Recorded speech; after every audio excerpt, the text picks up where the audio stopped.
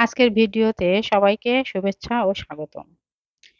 পঞ্চম শ্রেণীর প্রাথমিক গণিত বিষয়ের দশমিক ভগ্নাংশ অধ্যায় ৭ এর ৬৯ পৃষ্ঠার ১০ এবং ১০০ দ্বারা সংখ্যাগুলো গুণ করো। এখানে ৩টা প্রশ্ন দেওয়া আছে।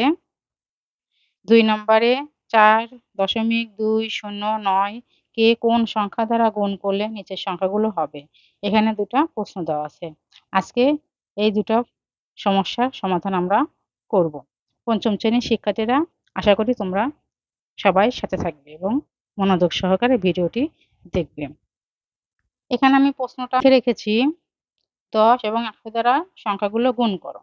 এখানে ৩টা সংখ্যা আমরা ১০০ দ্বারা, ১০ দ্বারা এবং ১০০ দ্বারা গুণ করব। দেখো কি পরিবর্তন হয়। এখানে আমরা গুণ অধ্যায়ে শিখেছি ১০ দ্বারা ১০০ দ্বারা গুণ করা খুব সহজ। শূন্যর ঘরে গুণ আমরা সাধারণত শূন্য দিয়ে গুণ করি না। এখানে শূন্যটা যেমন তেমনই রাখি। আর তার পাশে যদি ১ থাকে তাহলে তো আরো সহজ।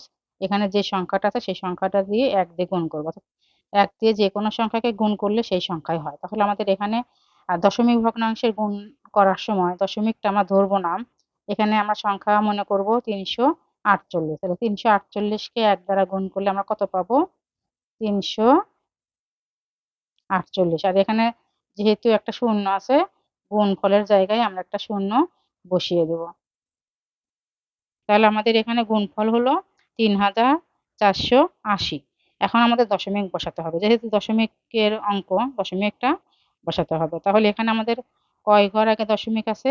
১, ২। ২ ঘর আগে আছে দশমিক। তাহলে আমাদের এখানে ডান দিক থেকে গুনতে হবে। সবসময় দশমিক বসানোর নিয়ম সংখ্যার ডান দিক থেকে গুনতে হবে। তাহলে ১, ২।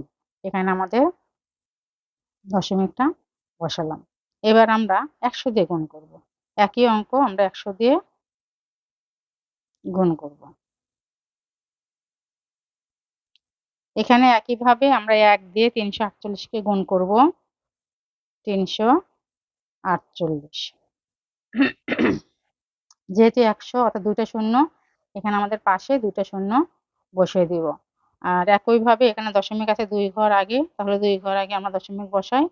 ২ ঘর আগে দশমিক দিলাম। এখন এখানে আর এখানে ২টার ক্ষেত্রেই আমরা যদি দেখি, দশমিকের পরে শূন্য ছাড়াও আমরা লিখতে পারি। দশমিকের পরে এই ২টা শূন্য ছাড়াও আমরা লিখতে পারি। অর্থাৎ দশমিকের পরে একদম সর্ব ডানের যে শূন্যগুলো থাকে আমরা সেগুলো বাদ দিয়ে লিখতে পারি। তাহলে এখানে আমরা শুধু লিখতে পারি ৩৪৮। আর এখানে আমরা লিখতে পারি, এখানে আমার পাশে লিখি, এইভাবেও লিখতে পারি। আমরা এটাও লিখতে পারি, এটা লিখলেও কোনো সমস্যা নাই। আর এটার ক্ষেত্রে এটা লিখলেও সমস্যা নাই, এটা লিখলেও সমস্যা নাই। তবে দশমিকের পরে শুধু এখানে যেহেতু শুধুই শূন্য, তাহলে দশমিকটা রাখার আমাদের দরকার নাই।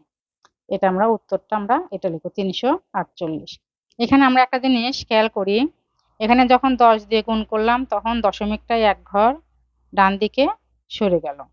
এখানে দশমিকের পরে ছিল ২টা ঘর, এখানে দশমিকের পরে কিন্তু ১ ঘর ডান দিকে সরে গেল। অর্থাৎ গুণ করলে আমরা কি জানি সংখ্যাটা বড় হয়। সেক্ষেত্রে কিন্তু এখানে আমাদের মূল সংখ্যা ছিল ৩, এখানে কিন্তু আমাদের হলো ৩৪। অর্থাৎ গুণ করার সময় অর্থাৎ গুণ করার সময় দশমিকে ঘরগুলো ডান দিকে সরে যায়। সংখ্যাটা ধীরে ধীরে বড় হয়। একইভাবে এখানে দেখো, এখানে আমাদের দশমিক ২ ঘর ডানে সরে গেছে। যেহেতু আমরা ১০০ দ্বারা গুণ করেছি সেজন্য ২ ঘর ডানে সরে গেছে। সংখ্যাটা আরো বড় হয়ে গেছে। তাহলে আমরা ১০ দিয়ে ১০০ দিয়ে গুণ করে দেখলাম। ১০ দিয়ে গুণ করলে ১ ঘর ডানে যায়, ১০০ দ্বারা গুণ করলে ২ ঘর ডানে যায়। অর্থাৎ যে কটা শূন্য দিয়ে আমরা পাশে থাকবে সেই কয়েকটা ঘর ডান দিকে সরে যায়। এখানে যদি আমরা ১০০০ দ্বারা গুণ করতাম তাহলে কি হতো? এখানে ৩টা সংখ্যা পরে দশমিক হতো। সেক্ষেত্রে যেহেতু এখানে আমাদের ৩টা সংখ্যা নাই, আমাদের অন্য কোনো সংখ্যা দ্বারা আমরা গুণ করে সেটা দেখাবো। তাহলে আমরা এটা দেখলাম। এখন আমরা ২ এবং ৩টা করে দেখি। একইভাবে এখানে ১০ দিয়ে গুণ করি। তাহলে একইভাবে এখানে ৮ একে ৮। দশমিক এই শূন্যের জন্য একটা শূন্য হবে, অর্থাৎ ৮০ হলো। এখন দশমিক কয় ঘর ডান দিক থেকে কয় ঘর আগে? ১ ঘর আগে, তাহলে এখানে আমরা এক ঘর আগে মানে এই শূন্যটার আগে। একইভাবে এখানে আমরা শুধু ৮ লিখতে পারি, যেহেতু দশমিকের পরে কোনো সংখ্যা নাই, শুধু শূন্য, সেই ক্ষেত্রে আমরা দশমিকটা লিখবো না। একইভাবে আমরা আবার ১০০ দিয়ে গুণ করি।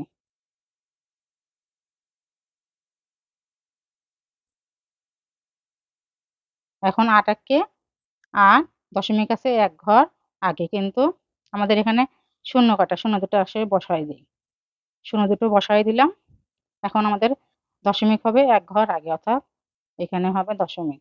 তাহলে আমাদের গুণফল হলো কিন্তু ৮০। আমাদের সংখ্যা ছিল দশমিক ৮, ১০ দিয়ে গুণ করে হলো ৮, ১০০ দ্বারা গুণ করে হলো ৮০। সংখ্যাটা বড় হয়ে যাচ্ছে। দশমিক ৮ অনেক ছোট একটা সংখ্যা, ১০ দিয়ে গুণ করে হলো ৮, আবার ১০০ দ্বারা গুণ করে হয়ে গেল ৮০ সংখ্যা। দেখো সংখ্যাগুলো বড় হয়ে যাচ্ছে। আমরা জানি যে গুণ করলে গুণফলটা বড় হয় ধীরে ধীরে। এবার আমরা ৩ নাম্বারটা করি। ১০ দিয়ে গুণ।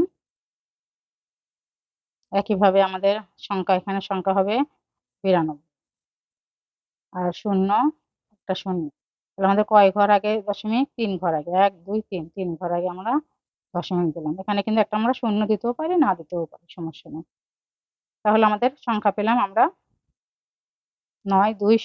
এখানে আমরা এটা আমরা লিখতে পারি দশমিক ৯২, শূন্য ছাড়াও লিখতে পারি, শূন্যটা এখানে দিতে পারি, আর এখানে এই শূন্যটা আমরা না দিয়েও লিখতে পারি। আবার একইভাবে আমরা ১০০ দিয়ে গুণ করব।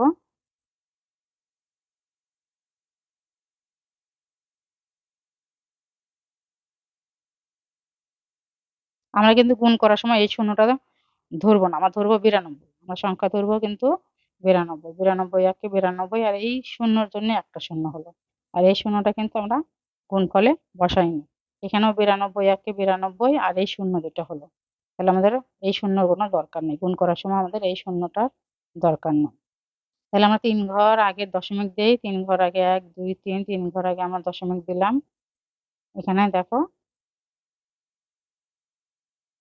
আমরা এভাবে ২ টা শূন্য বাদ দিয়ে লিখতে পারি। এটা লিখতে পারি উত্তর। তাহলে আশা করি তোমরা ১০, ১০০ দিয়ে এবং ১০০০ দিয়েও এভাবে গুণটা তোমরা করতে পারবে।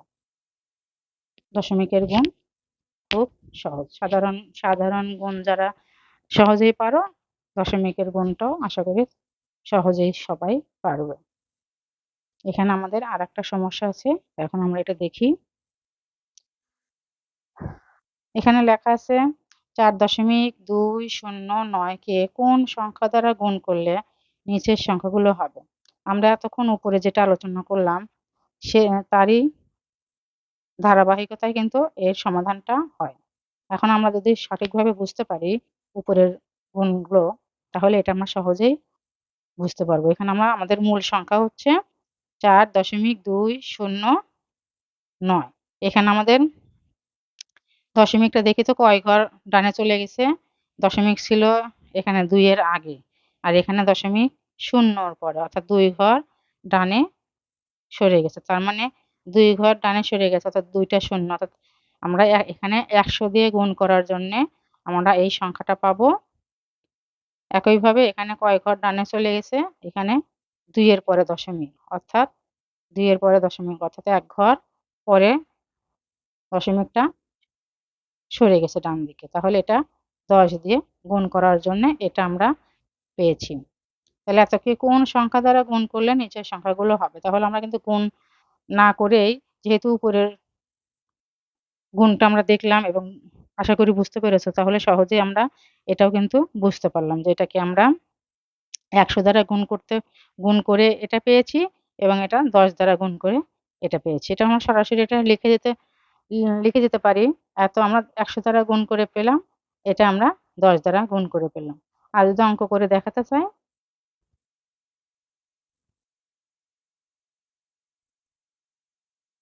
আমাদের কিন্তু গুণফলটা হবে এটা। যেহেতু আমাদের মূল সংখ্যা কিন্তু ৪২০৯, ৪২০৯, তার পাশে ২ টা শূন্য। এখন দশমিক আছে ১, ২, ৩, ৩ ঘর আগে। ১, ২, ৩, ৩ ঘর আগে। তাহলে এখানে আমাদের উত্তর হচ্ছে ৪২০৯, অর্থাৎ এদের ২ টা শূন্য আমার দরকার নেই। তাহলে এই উত্তরটা আমরা পেলাম ১০০ দ্বারা গুণ করার জন্য। আর এটা তাহলে এটা যদি আমরা না বুঝি যে কত দ্বারা গুণ, তাহলে কিন্তু আমরা করতে পারবো না। এখন আমরা কত দিয়ে গুণ করব, আন্দাজে কিভাবে লিখবো? আমরা যখন বুঝতে পারবো যে এটা যেহেতু ২ ঘর ডানে সরে গেছে, তার মানে এটা ১০০ দিয়ে, এটা ১ ঘর ডানে সরে গেছে, তার মানে ১০ দিয়ে। তখন আমরা এটা সহজেই বুঝতে পারবো এবং সহজেই গুণ করে দেখাতে পারবো। আর যদি বুঝতেই না পারি, তাহলে তো গুণ করতে পারবো না। এখানে ২ ঘর আগে দশমিক, সরি, আমাদের মূল অঙ্ক হচ্ছে, আমরা এটা, আমাদের মূল অঙ্ক হচ্ছে এটা। এটাকে আমাদের গুণ করতে হবে।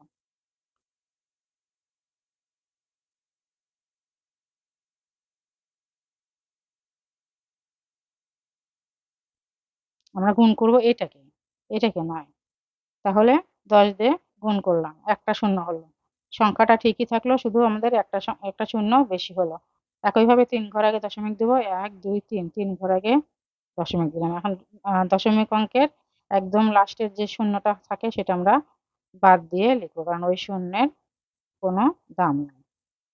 তাহলে দেখো এই সংখ্যাটা আমরা কত দিয়ে গুণ করে পেলাম? ১০ দিয়ে গুণ করে পেলাম। এগুলো সাধারণত সংক্ষিপ্ত যে প্রশ্নগুলো থাকবে সেগুলোতে এই প্রশ্নগুলো আসবে। কাজেই আমরা যদি সঠিকভাবে বুঝতে পারি, অঙ্ক করতে হবে না। সরাসরি আমরা বুঝে শুধু উত্তরটা যদি লিখে দেই, আমাদের সময়ও বাঁচবে। আমরা সহজেই অঙ্কগুলো করতে পারবো। আর এই অঙ্কগুলো আসলে না বুঝে করে কিছু হবে না। না বুঝে অঙ্ক মানেই না বুঝে করার কিছু নাই। বুঝেই করতে হবে। তাহলে আশা করি এই সহজ গুণগুলো তোমরা বুঝতে পেরেছ। আজকের মতো এখানেই শেষ করছি। সবাই ভালো থাকবে।